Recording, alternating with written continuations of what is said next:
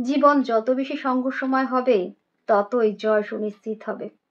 কঠিন পরিস্থিতি, সমস্যা, চ্যালেঞ্জ এগুলি জীবনকে অনেক বেশি সুন্দর করে তোলে। কোন একজন মহান ব্যক্তি যথার্থই বলেছেন, জীবনে বেঁচে থাকাটা সহজ নয়। বিনা সংঘর্ষে কেউ মহান হতে পারে না।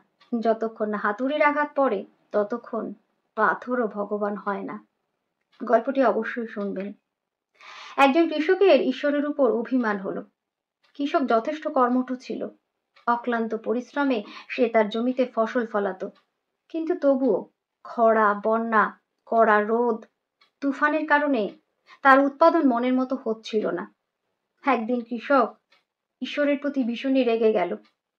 সে ঈশ্বরের উদ্দেশ্যে বলতে লাগলো, হে ভগবান, সবাই বলে তুমি নাকি সর্বজ্ঞানী, তুমি নাকি সব জানো, তোমার ইচ্ছার বিরুদ্ধে একটি পাতাও হেলে না। কিন্তু আমার মনে হয় তুমি অনেক জানলেও সাধারণ তুচ্ছ বিষয় সম্পর্কে জানো না। সামান্য কৃষিকাজ কিভাবে হয় সেটাই তুমি জানো না। যদি জানতে তাহলে অসময়ে খরা, বন্যা, ঝড়, ঝঞ্ঝা এগুলি হওয়াতে না। আমার হাতে যদি ক্ষমতা আসতো আমি দেখিয়ে দিতাম আসলে কৃষিকাজ কেমন করে হয়। আমি শস্যের ভান্ডার করে দিতাম। কৃষকের মুখে এমন তীক্ষ্ণ কথা শুনে ঈশ্বর হাসছিলেন। তিনি সেই মুহূর্তে কৃষকের সামনে প্রকট হলেন, বললেন, হে বৎস, এখন থেকে আমি তোমাকে শক্তি প্রদান করছি। তুমি তোমার জমিতে ইচ্ছে মতো যেভাবে খুশি, যেমন খুশি ফসল ফলাও, আমি দখল দেব না। ঈশ্বরের কথা শুনে কৃষক ভীষণই খুশি হলো। সে জমিতে ধানের বীজ বপন করলো। এরপর প্রয়োজন মতো জমিতে রোদ দিল। যখন জলের দরকার হলো বৃষ্টি হওয়ালো। সে জমিতে কোনো রকম ঝঞ্ঝা, খরা, বন্যা কিছুই আসতে দিল না। কয়েকদিনের মধ্যেই গোটা জমি শ্যামল শস্যে ভরপুর হয়ে গেল। কৃষকের মন খুশিতে ভরে উঠল। সে মনে মনে স্থির করলো, এইবার আমি প্রমাণস্বরূপ ঈশ্বরকে দেখাবো শক্তির সঠিক প্রয়োগ। আমার সফলতা দেখে ঈশ্বর নিজের নিয়মকে বদলাতে বাধ্য হবে। কয়েকদিন গেল। জমি সোনালী বর্ণ ধারণ করলো, অর্থাৎ ফসল পাকলো। কৃষক চরম উৎসাহের সাথে ফসল কাটতে নিল। হঠাৎ তার নজর পড়ল ধানের শীষে। প্রতিটি ধানের শীষে পাকা ধানগুলি ফাঁপা ছিল, অর্থাৎ প্রতিটি ধানের ভিতর খালি ছিল, একটিতেও দানা ছিল না।